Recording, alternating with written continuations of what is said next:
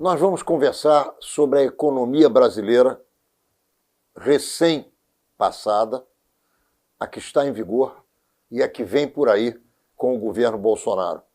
Quem está aqui para nos ajudar a destrinchar essa questão, esse tema, que é área difícil, mas que é fundamental para as nossas vidas atuais e futuras, é o professor da Fundação Getúlio Vargas, o nosso queridíssimo Istvan Kasnar. Meu querido irmão, prazer enorme, honra, alegria receber você em Menorá, na TV, mais uma vez, que não foi a primeira e não será a última. Caríssimo Ronaldo, é uma imensa satisfação estar aqui contigo, com todos quantos vêm a Menorá, que cada vez mais apresenta um programa realmente de nível nacional e internacional. Parabéns por isso, e esse debate econômico espero poder ajudar todos quantos nos vêm. Menorá na TV entrando no ar mais uma vez. Estamos dando início ao Menorá na TV de hoje com o professor de Economia da Fundação Getúlio Vargas, Istvan Kasnar. E a pergunta que não quer calar, ela é básica e é fundamental para a vida de todos nós, é a seguinte: Paulo Guedes vai dar resultado para o Brasil, meu querido Istvan Kasnar? Eu acredito, Ronaldo, que sim. Paulo Guedes, é um grande economista com excelente formação. Mais do que ter estudado em Chicago, ele tem uma experiência acadêmica profunda, é um modelador macroeconômico, entende de econometria, gosta de números, é um especialista do ramo público, de contas públicas. São até antológicas as diversas maneiras dele interpretar o giro da dívida interna imobiliária pública do Brasil. E é uma pessoa que tem uma experiência longa também para com economistas de esquerda que ele enfrentou. Ele é conhecido por ter tido grandes debates na Ambima, na antiga Ambide, com Maria da Conceição Tavares, com Carlos Lessa, e sempre se deu bem e sempre teve literais vitórias nesses grandes embates e debates. A equipe dele é muito bem formada, ele está trazendo pessoas frequentemente sexagenárias, septuagenárias, que no fundo não tiveram a oportunidade de estar no governo. Agora, gente que tem experiência. Gente que tem muita experiência e muito saber no setor privado, alguns, obviamente, também no setor público, mas ele vai, sobretudo, pensar em enxugar o Estado, em diminuir a taxa de participação da enorme, mastodôntica governança pública brasileira no atual Brasil. Ele vai combater, obviamente, esse déficit público enorme que beira os 140 bilhões de reais anuais no Brasil. Ele vai procurar encontrar uma forma de racionalizar cargo público. Então ele vai ter muito trabalho pela frente e, obviamente, vai propor inúmeras privatizações. Você acha que a cidadania tem razão quando ela imagina que antes de 2 anos a vida das pessoas não vai melhorar?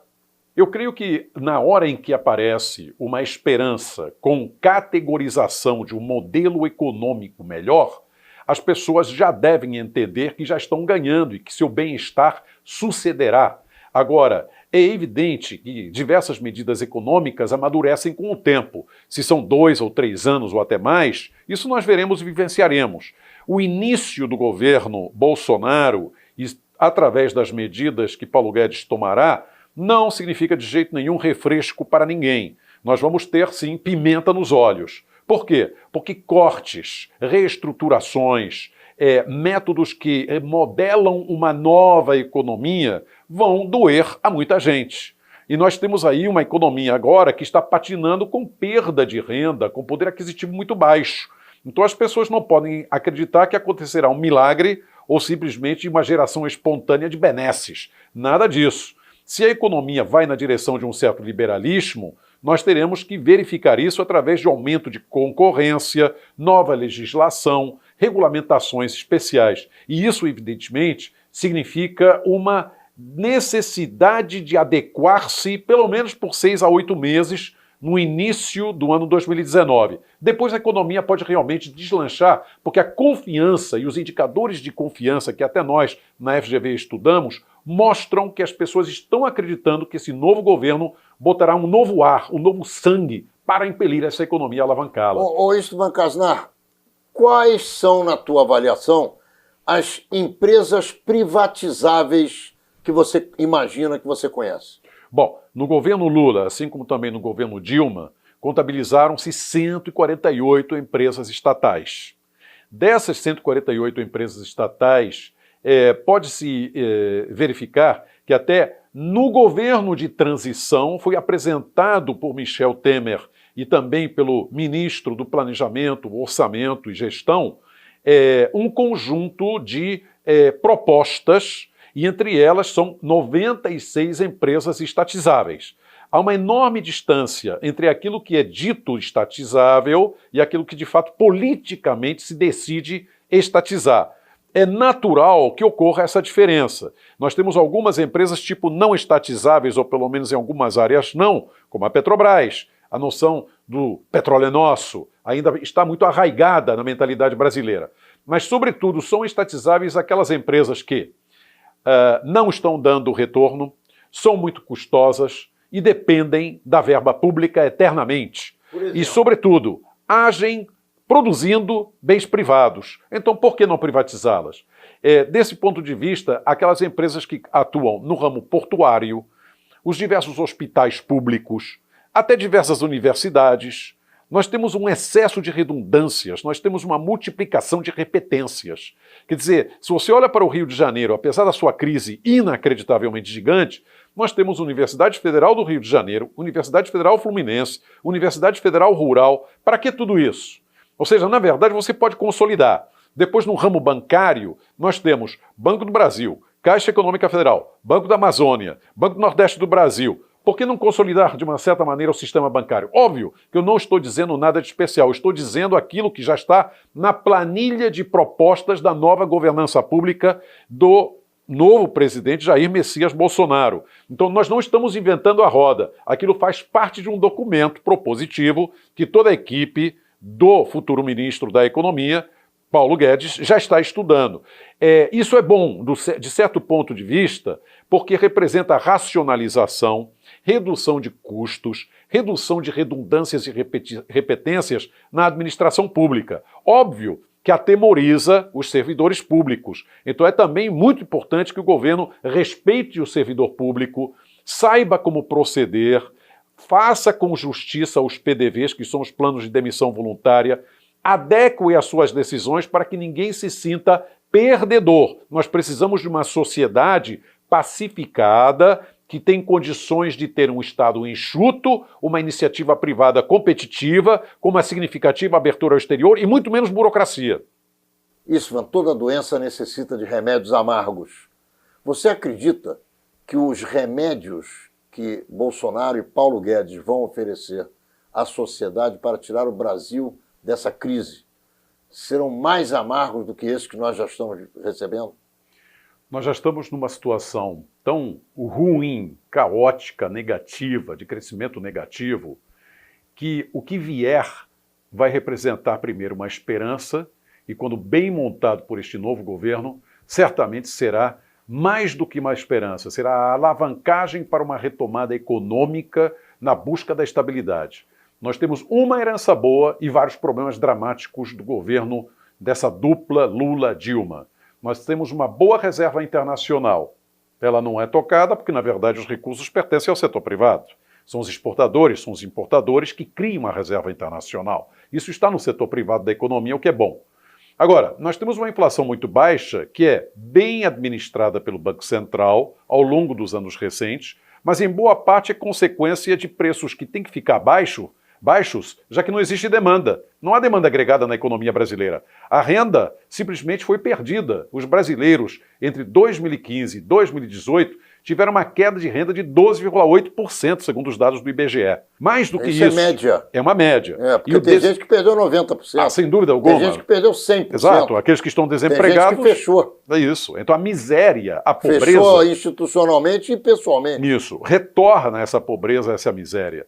Existem mais de 2,5 milhões de brasileiros agora, também segundo estatísticas do IBGE, que estão ali trabalhando e vivendo abaixo da linha de pobreza. Nós estamos falando de 1% da população do país. Exato. Que é muita gente. Mas que em relação à população economicamente ativa, vai representar praticamente 3,5%. Que é um absurdo. Que é um absurdo de alto. É uma retomada na margem muito significativa.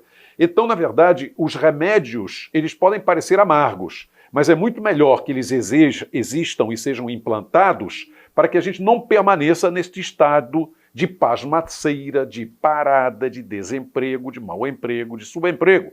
O que o Brasil necessita é manter uma política monetária disciplinada.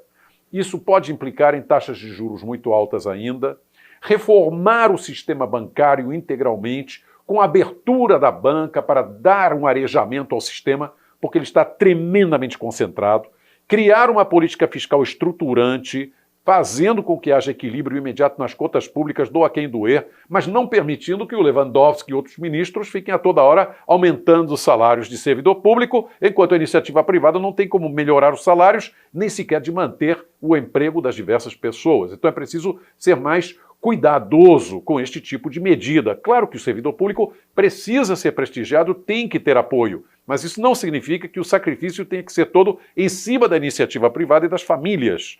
Mais do que isso, a gente precisa de uma política de custos administrada em cima de um custo Brasil menor, logo a carga fiscal tem que ser revisada, a reforma trabalhista foi insuficiente no governo Temer, é preciso dar moldagem para permitir que se contrate em sistemas rotativos o pessoal e, sobretudo, a gente também tem que ter políticas comerciais agressivas para com o resto do mundo, para crescer mesmo. Eu queria que você explicasse didaticamente, e você não está falando com professores ou futuros professores de economia e nem com economistas que estão fazendo MBA e PhD, você está falando com gente do povo simples, que é inteligente e que vai entender o que você vai dizer em linguagem popular.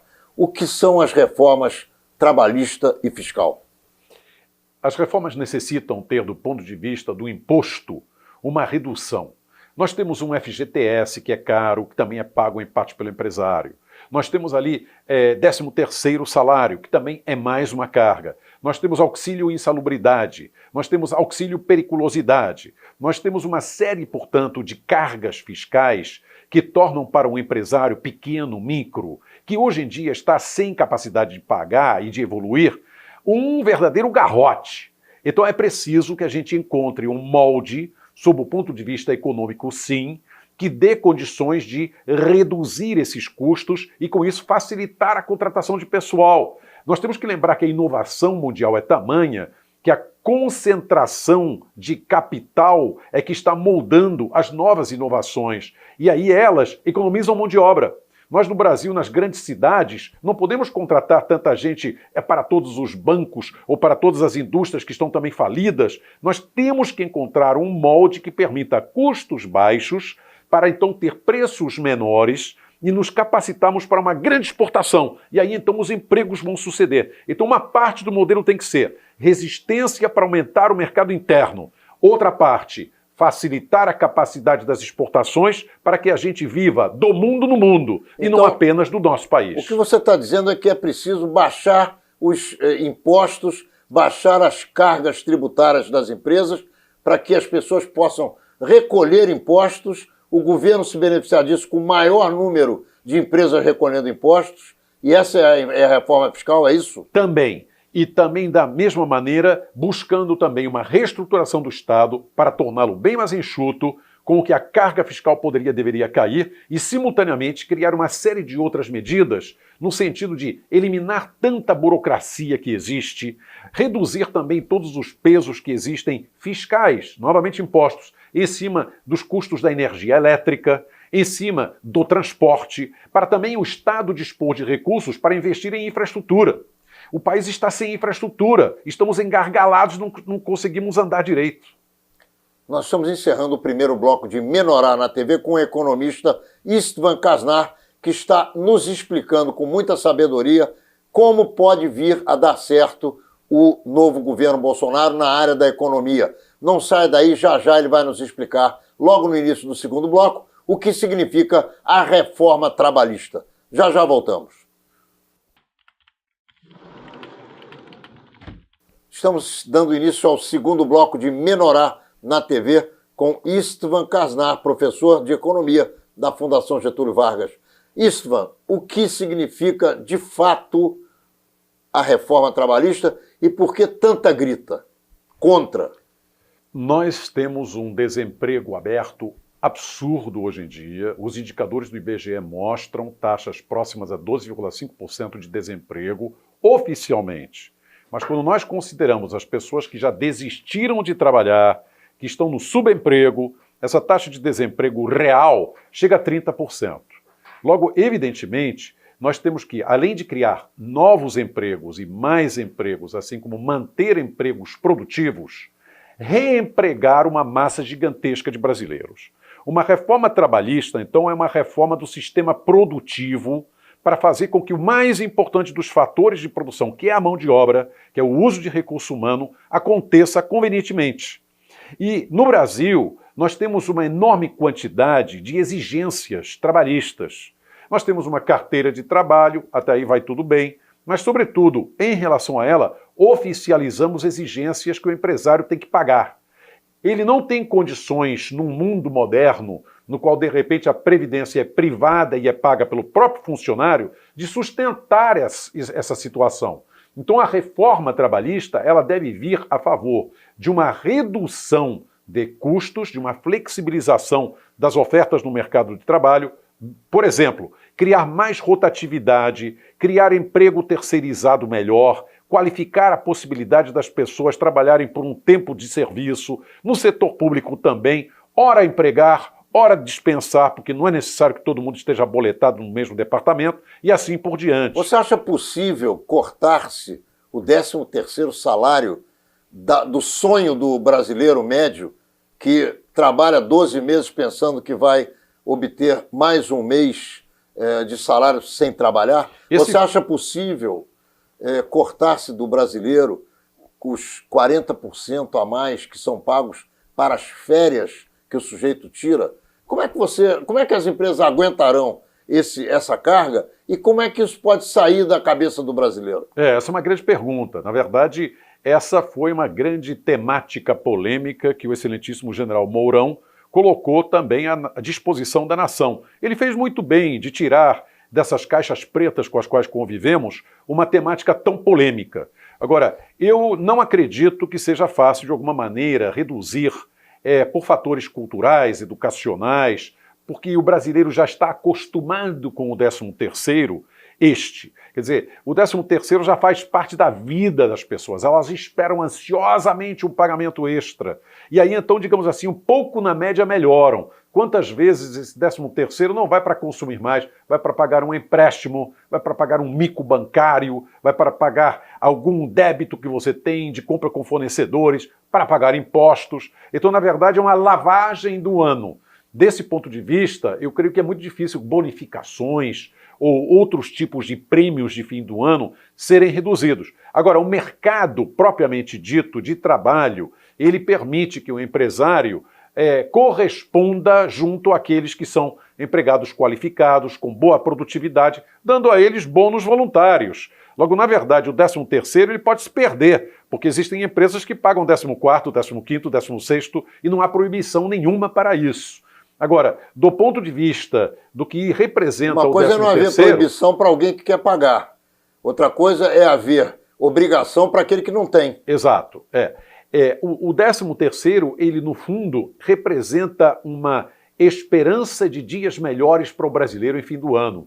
Então, essa sinalização, ela, evidentemente, hoje, já fazendo parte da nossa cultura, dá uma esperança para um ano novo melhor. E é bom lembrar que quem inventou o 13º salário foi um judeu.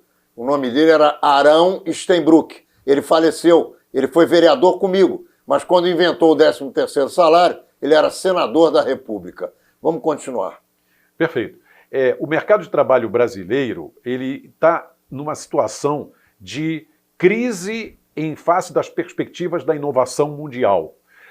Cada vez mais, com todos esses gadgets que nós temos, do mobile banking, do mobile phone, dos diversos celulares, nós podemos notar de que as pessoas conseguem realizar atividades muito rápido, sozinhas, e aí então não precisam de serviços de secretariado, nem de back-office, apoio nos escritórios e tal. Então a massa disponível de mão de obra é gigantesca. O que significa isso? O Brasil terá que entrar agora numa nova era à busca de alianças estratégicas internacionais para trazer as tecnologias de fora. Israel, por exemplo, é um país que tem tecnologias avançadíssimas em nanotecnologia, em microchips. Suécia possui enormes avanços em telefonia. Nós temos inúmeros países que podem fazer isso. E nós, como um todo, podemos aliar estas tecnologias avançadas para uma economia agrícola mais moderna, para um aproveitamento racional da Amazônia, para fazer realmente com que as indústrias cheguem a utilizar os nossos produtos, beneficiando aqueles que vêm da agricultura, aí exportando mais. E, novamente, sempre mantendo dois modelos econômicos.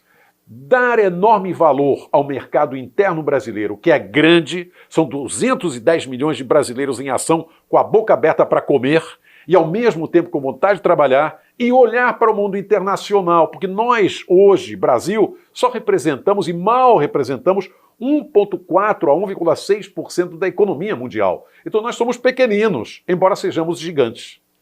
Ô Istvan, nós vamos conversar agora sobre corrupção.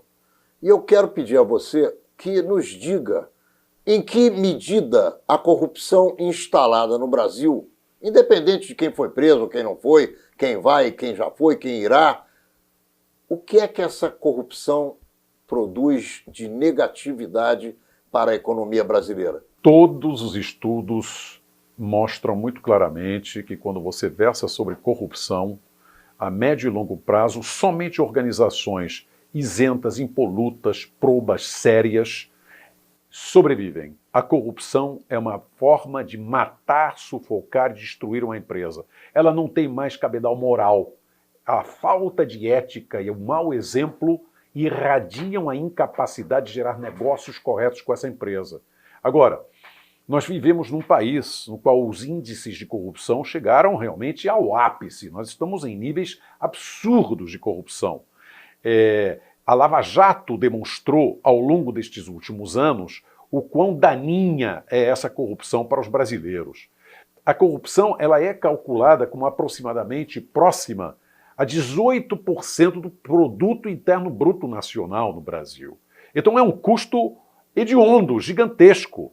Nós temos que encontrar meios de punir exemplarmente, coibindo todos os agentes que queiram fazer e queiram promover a corrupção. Agora, a corrupção ela não vem nem de um, nem de dois lados. Ela vem de todos os lados e ela está associada a uma mancomunação de jogos de interesses que se encruou na cultura brasileira. Ela não é nova, ela é ibérica. Nós a importamos através dos nossos reis, lá atrás, nos períodos coloniais. Então, nós necessitamos encontrar uma forma correta de lidar com os processos que vão controlar, adequar contratos e, sobretudo, licitações públicas. O Estado tem que dar o exemplo. O que a gente espera é que, neste novo governo, as licitações públicas sejam as mais transparentes possíveis. Que haja também uma demanda e uma exigência para que as unidades estaduais brasileiras e os municípios coloquem em seus portais todos os contratos com os quais estão lidando, porque estão lidando com a verba pública. Somente com isso, no Canadá, os indicadores de corrupção que lá em 2011 e 2012 chegavam a mostrar 2,3% do PIB do Brasil, do Canadá como índice de corrupção, caiu para 1,7%. Veja o tamanho da economia que isso representa. Então, conosco, certamente que nós poderíamos ter enormes economias apenas com uma medida dessas. Agora, imagine implantar outras tantas. Ô Istvan, o que é que significa um sistema jurídico confiável para a economia de um país como o Brasil? Eu queria que você explicasse isso, inclusive sob a luz do que aconteceu ontem, porque nós estamos gravando esse programa. Hoje é quinta-feira, ontem foi quarta-feira, e o cidadão Marco Aurélio de Mello, ministro do Supremo Tribunal Federal, quase soltou 170 mil presidiários, incluindo-se nesse número o ex-presidente Luiz Inácio Lula da Silva. A excelentíssima senhora Raquel Dodge, que imediatamente reagiu a todo este quadro que o ministro Marco Aurélio colocou, instabilizando o Brasil e gerando uma situação de incredulidade por parte dos cidadãos, sérios, obviamente, teve várias respostas muito adequadas a esta temática que você colocou. Nós precisamos de uma legislação estável. Nós precisamos de uma regulamentação que permite contratos previsíveis e que se cumprem com facilidade. Nós não podemos manter a legislação contraditória. Ela vai alimentar, na verdade, os grandes escritórios de advocacia e vai arruinar o empresariado. Então, são princípios básicos que ela bem colocou ao longo dos debates sobre esta questão de liberar ou não tantos presidiários. É preciso ter uma legislação que não muda a toda hora. Deve haver, sim, cláusulas pétreas, cláusulas referenciais, que são os denominadores comuns da lei, que a todos se aplicam e que, porque são racionais, porque são bem genéricos, permitem que a gente se adeque e obedeça à lei. No Brasil nós temos um excesso de leis, nós temos mais de 2.400.000 legislações, regulamentações, normas, decretos. É impossível que todo mundo saiba de tudo. E estamos, como consequência, desinformados. E isso custa também muito ao Brasil. De novo, entrou aí o custo Brasil. Então, na medida que você tem que contratar mais escritórios de advocacia, parabéns a eles. Claro que tem que haver bons advogados. Mas na medida que a gente vai necessitando a toda hora atuar num regime de judicialização, que é o que acontece no Brasil, a gente se inibe em relação ao investimento, compra menos e acaba tendo de brigar, né, na justiça a favor de seus próprios direitos, porque eles não estão bem adequados nem identificados. Do ponto de vista do empresário internacional, aquele que não vive no Brasil, que não é brasileiro, mas que pretende ter negócios no Brasil, o que é que significa uma legislação que não muda? Ou seja, que dá àquele cidadão a certeza de que a regra do jogo é esta ou aquela, mas é assim que funciona. E, por outro lado, o que é que significa para este empresário uma legislação frouxa que a cada momento tem uma interpretação diferente? Esse é um ponto nevrálgico. Quer dizer, para que investimentos diretos aconteçam num país, é preciso que o empresário estrangeiro sinta que as regras do jogo, além de ampará-lo, vão defendê-lo e serão mantidas. E, sobretudo, que não haverá, no meio das atividades ao longo dos anos, troca de posição ou revisão regulatória que possa prejudicá-lo e, sobretudo, tirá-lo do poder. Nós tivemos um exemplo bem recente agora, ao longo desses anos, que era o imenso embate do Grupo Pão de Açúcar com a sede do Cassino, Carrefour e outros agrupamentos empresariais. Né? Especificamente, os capitais franceses e também belgas envolvidos nessas negociações se sentiam sumamente prejudicados porque podia haver, aparentemente, uma mudança no processo de comando da empresa e aí, então, o Abílio Diniz iria novamente retomá-la. Bom, isso daí acabou levando até uma decisão que, vimos, chegou a ex-presidente Dilma Rousseff, que, fazendo literalmente uma intervenção, nesse caso específico, deixou muito claro: as regras do jogo são dadas e o contrato tem que ser atendido e necessitaria ser mantido. Exatamente por isso, as multinacionais hoje no Brasil pensam duas vezes antes de chegar aqui, porque elas sabem que se a regra do jogo muda, elas estão prejudicadas. E como é que elas vão fazer então remessas ao exterior? Como é que elas vão manter seus melhores executivos aqui? Como é que elas vão criar emprego, tecnologia, oportunidades para o Brasil crescendo se tudo aquilo é imprevisível? Não dá. Estamos então encerrando o segundo bloco de Menorá na TV com Istvan Kasnar, que é professor de Economia da Fundação Getúlio Vargas, e está aqui nos ajudando a compreender esse embrulho fantástico que se transformou o Brasil e a sua economia por esse tempo todo de governos alucinados que criaram problemas horrorosos, como, por exemplo, uma taxa de desemprego de quase 30% real, como diz aqui o nosso querido Istvan. Já já estaremos de volta com o terceiro bloco de Menorá na TV, discutindo inicialmente a Operação Lava Jato e o que ela representa para o desenvolvimento do país. Já já voltamos.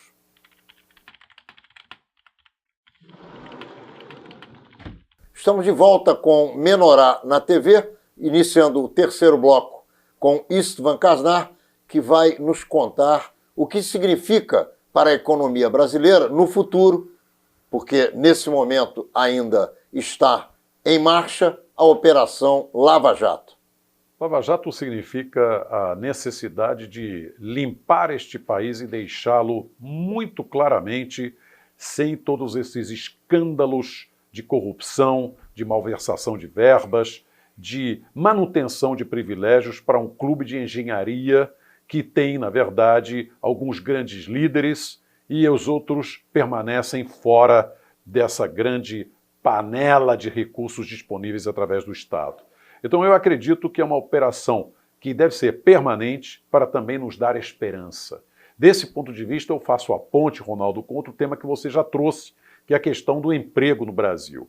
Nós temos tido uma taxa de desemprego muito grande e uma recessão econômica muito forte nos anos 15, 16, em 17 também ela fica ainda pior, e agora definitivamente em 18 um crescimento medíocre de 0,8% do PIB, segundo as estatísticas.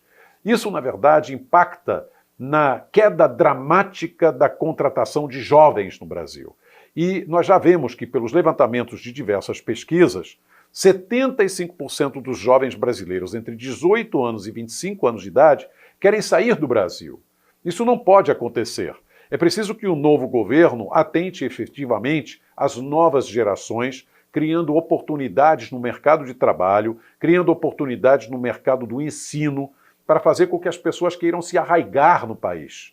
Nós temos hoje, segundo as estatísticas da Polícia Federal, 2.700.000 brasileiros que partiram do país nos últimos 12 anos. Entregaram para a Polícia Federal simplesmente sua última série de informações, para a Receita Federal os dados de declaração do imposto de renda e não olharam mais para trás, foram embora do Brasil. Mas essa gente foi treinada, essa gente foi educada, isso é uma fuga de cérebros.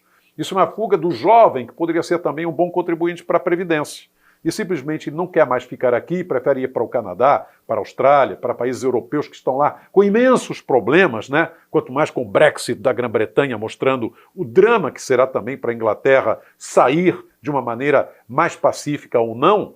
Enquanto isso, os nossos brasileiros estão, sim, se atolando em Miami e frequentemente encontrando depois lá um subemprego. Aqui nós criamos subemprego, mau emprego, desemprego, empregos temporários de baixíssima qualidade, mas nós não podemos fazer isso, porque são 210 milhões de brasileiros que dependem do trabalho, que necessitam de renda e de uma adequação para criar produtividade. Esse tipo de sistema ele vai sendo corroído quando a corrupção sucede. E a corrupção, por ser um custo, inibe a capacidade de gerar competição nas empresas. Logo, como consequência, elas também empregam menos gente. Isso não pode continuar acontecendo. Ô Istvan, eu conheço razoavelmente o mundo todo. Os nossos ouvintes são testemunhas, os nossos telespectadores também, das viagens que eu tenho feito, que você conhece, em busca de radiografias de comunidades judaicas em todos os 5 continentes.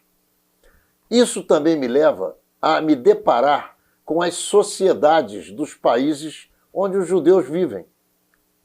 E eu tenho visto coisas incríveis. Por exemplo, eu fui à Rússia e à Ucrânia, à República Tcheca, à Hungria, à Romênia, que eram todos países da União Soviética.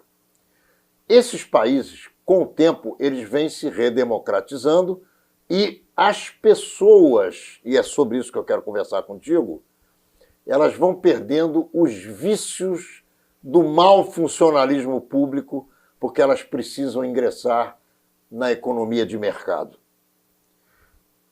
É impressionante você ver como, por exemplo, na Rússia, as pessoas não fazem absolutamente nada além daquilo que está determinado para elas fazerem, porque elas estão acostumadas com o sistema do paletó na cadeira e o cafezinho. Lá não é o cafezinho, é a vodka. Eu pergunto a você, esses 15, 16 anos de PT e Fernando Henrique Cardoso, pelos quais o Brasil está passando e agora está se livrando deles, transformaram a sociedade brasileira numa sociedade de funcionários públicos que não querem trabalhar?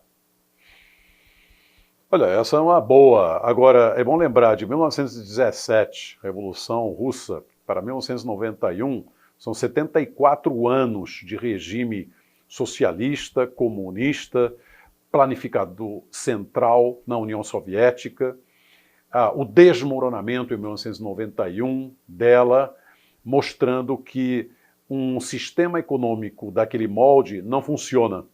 Agora, ele cria burocracia, ele cria estatismo programático em regime de opressão e repressão.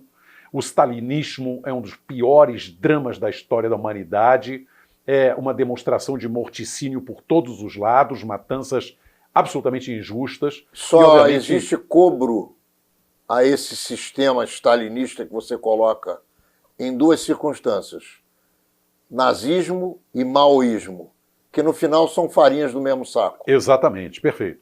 E isso daí demonstrando que essas pessoas viveram e conviveram com um longo prazo de sistemas administrativos centralizadores, opressores, ditatoriais e tirânicos, certamente. A acomodação das pessoas... E perpetuadores de benesses para poucos. Exato, esperando sempre alguma coisa do Estado e dependendo do Estado, as deixou em grande parte passivas.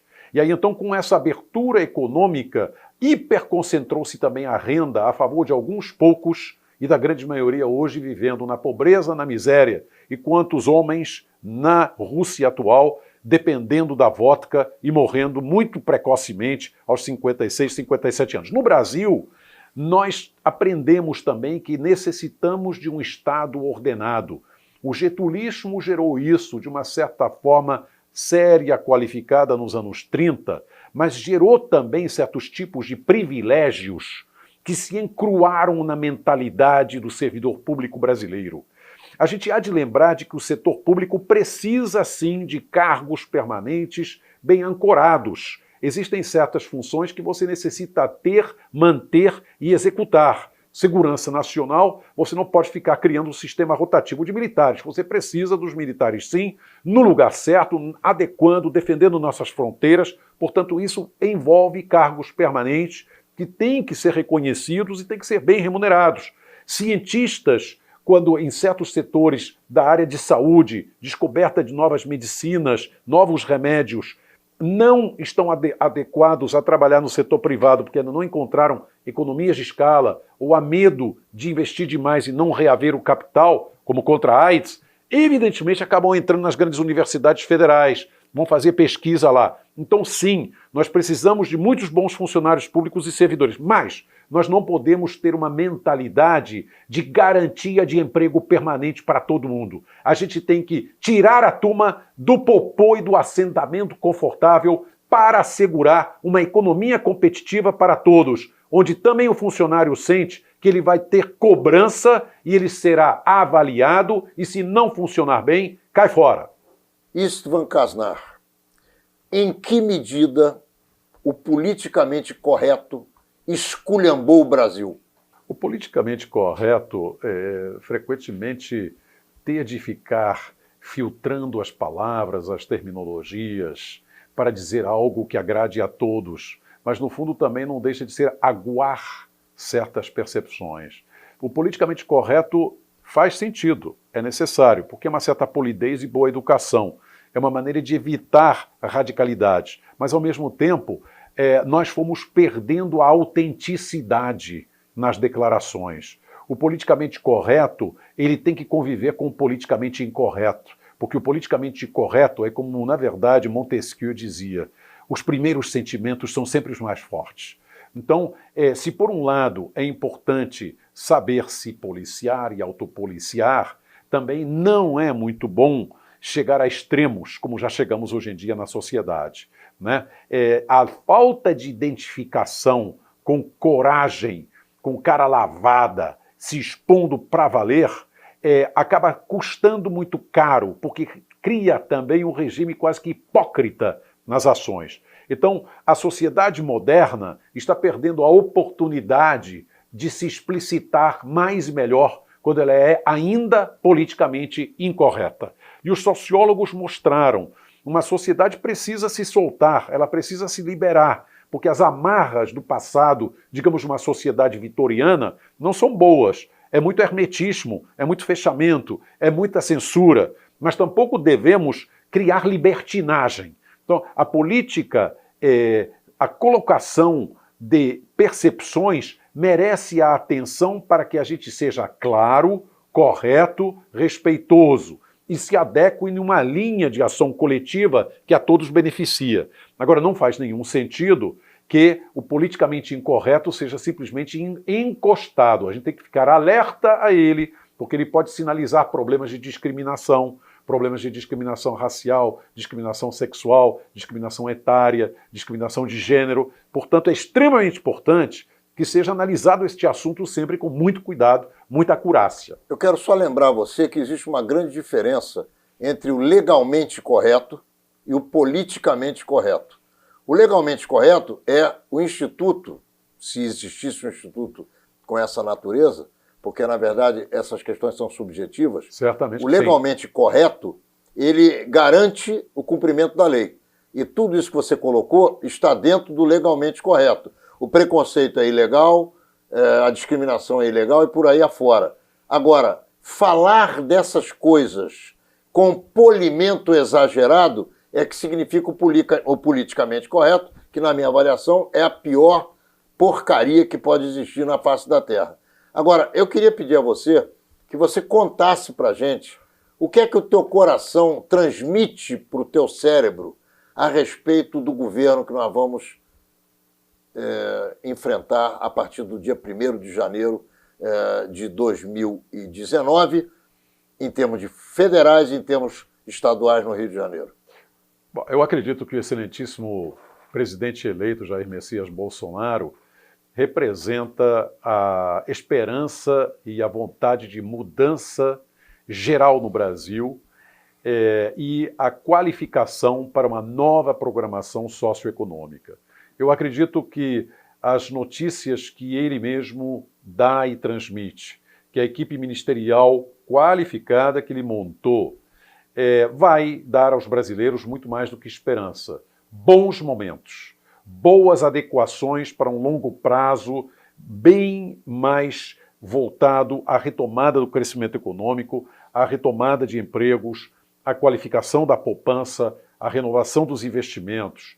Então isso será bom para o brasileiro. Eu acredito que ele terá também uma sinalização vinculada à obediência a normas, respeito a regras, entendimento de quão importante é a família, o núcleo familiar, também um certo tipo de tradicionalismo conservador para respeitar aquilo que é de maior valia, que é a família, que é a hierarquia que se cria dentro das unidades familiares adequadas para educar nossos filhos bem. Eu acredito que na educação ele vai mostrar um novo Brasil, não cartilhas que vão defender uma ou outra categoria discriminada, não cartilhas que vão partidarizar as escolas, mas sim algo que vai permitir leveza no processo para a retomada educacional. A gente precisa de um programa novo. Ele inspira esse programa e o presidente Jair Messias Bolsonaro, ele vem também com algo de muito pessoal e sui generis na história brasileira. Poucas vezes vimos um candidato tão explícito, tão claro, tão assim, colocando as palavras dele de uma maneira muito fácil de entender. Deixando de lado o politicamente correto. Deixando até de lado o politicamente correto, na certa, o que alimenta também a esperança de que agora que a gente vê mais claro o que ele quer fazer, ele vai se comprometer com isso e toda a sua equipe. Ele está comprometido e a nação se comprometeu com ele. Exatamente. E vice-versa. E vice-versa. Do ponto de vista dos estados, eu continuo muito temeroso e cético. Efetivamente, a gente pode ver que nós temos agora praticamente 6, para de fato 7 estados em calamidade financeira. A quebra é geral. No ano que vem, só a previsão mais otimista diz que teremos 8 bilhões de déficit público no estado do Rio de Janeiro. Então, só para pensar por aí, realmente o futuro governador Wilson Witzel terá que enfrentar os maiores leões. E isso vai dramaticamente transformar o estado do Rio de Janeiro num estado que terá que criar grandes mudanças na administração pública e reduzir seu custo do estado do Rio de Janeiro. Senão, não vai funcionar. Mas queremos acreditar que a transformação vai acontecer. Meu irmão, você tem 15 segundos para se despedir dos nossos telespectadores, porque, infelizmente, chegamos ao final dessa aula magna que você nos deu aqui hoje ao nosso público telespectador de Menorá na TV. Muito obrigado. Muito obrigado, Ronaldo. Mais do que acreditar e mais do que ser espectador, nós temos que ser brasileiros participativos. Neste novo governo, procure seus vereadores, procure seus deputados, fale com seus senadores, dê um jeito de falar com o seu governador. Não deixe de cobrar e, sobretudo, não deixe de apresentar ideias e boas propostas. É assim que se constrói uma nação. Menorá na TV, entrando no ar mais uma vez na quinta-feira que vem, às 10 horas da noite, pelo canal 6 da NET Rio e também todos os dias e horários que você já se acostumou a nos assistir. Nos vemos lá.